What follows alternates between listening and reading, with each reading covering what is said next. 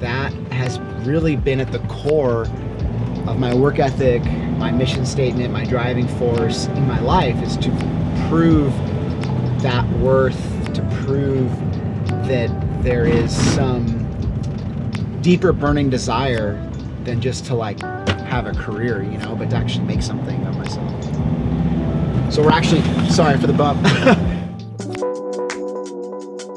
And my world in photography, my career path, it really started the day that I quit my job and I quit college and I decided I'm gonna give photography everything, 5 years. And if I'm face down in the dirt somewhere, fine. And if I'm thriving, even better. But I knew that in that moment, I didn't care whether I was shooting action sports or landscapes or traveling to beautiful locations. I just wanted to do something that allowed me to be creative. I think one of the best ways to really help tell this story, which is kind of the story of me, is to take you on a quick road trip down memory lane. That being all the past offices, the houses, the barns, the places that I've tried to run my business up to where I am now, to give you a realistic perspective of what that's looked like over the last decade.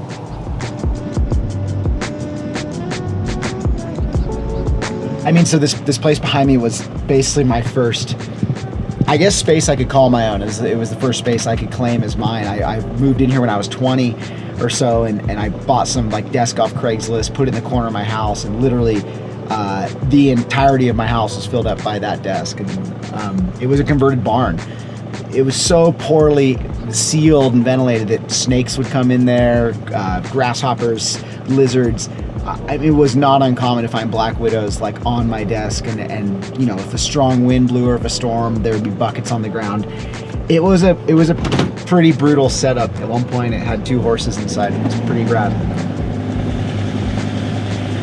It's kind of like right where I worked, right here in this little sunroom. Yeah, there's still 2 open stalls in the back. But hey, early 20s, 21, 22 years old. That was the humble beginnings. This was actually, yeah, the first little rental we had, $650, Atlantic City, right here. Tiny little spot. Somewhere in that little tiny house, I had a spare bedroom, and I actually turned that spare bedroom sort of into my office.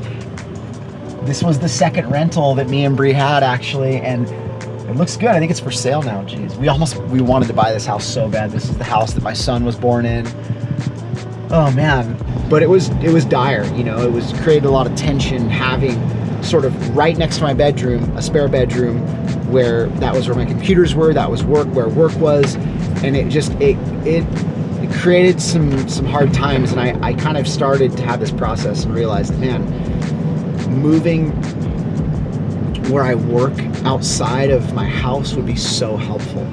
I used to drive by this building, the Grover Beach Tech Center, which again is kind of a little bit of an eyesore for a creative studio, but I used to drive by here all the time and just be like, oh man, it'd be so sick to have an office close to the beach. We could go surf on our lunch breaks and all these things. And I just knew at that moment that I was gonna be so much more efficient. I was gonna get so much more work done if I had a separate space, if I had a place that I could call my own and that I could build out to be my own. Because we were starting to do different things. We were shipping, you know, books, and I was carrying some merchandise, and I was needing to store more gear, and my garage was bursting at the seams, and I had rooms in my house that were dedicated to my like work, and it just didn't make a lot of sense. So I rented this unit right here, number E, top and bottom, and it was really where I guess it all began. And it was like such a wild place to kind of, I guess at the moment, call my own. It gave me this validation that like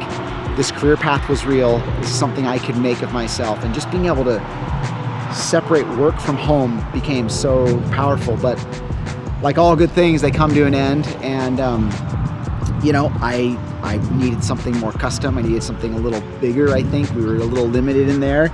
And so Bree and I bought a property that we were gonna build my office on. And we got so bogged down by permits and the city and all the stuff that it never happened. It actually just became this huge financial stress. But during that time, I ended up renting another little studio that was pretty interesting, a little quirky. And so this was kind of this interim office period. It was a really weird time. in my business, you know, didn't quite have the space that I needed to you know, pack for trips or plan for trips or but you know, everything happens for a reason. It's so funny how your dream changes, because during this time I was so stressed out about, you know, building this dream office. I was stressed out about where I was. The security of the office was a huge issue.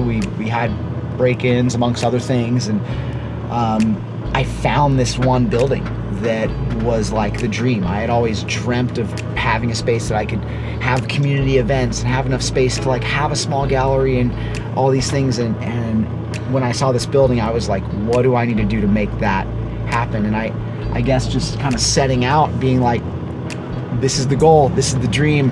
And I watched the thing for about a year, and it finally came on the market. And this is the one that I'm in now, and this is the one that I pour really my heart and soul into to really make my own.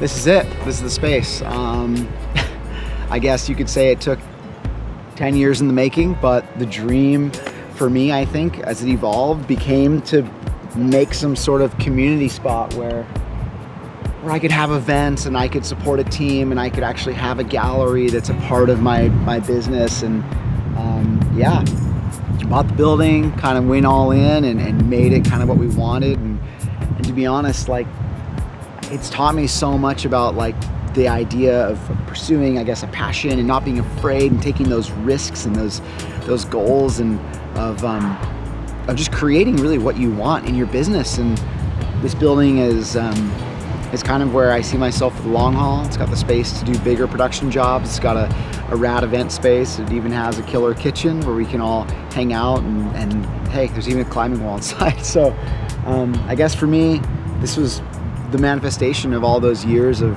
random spaces, and I'm really, really stoked you're here, and I invite you all in, and I guess let's just dive right in.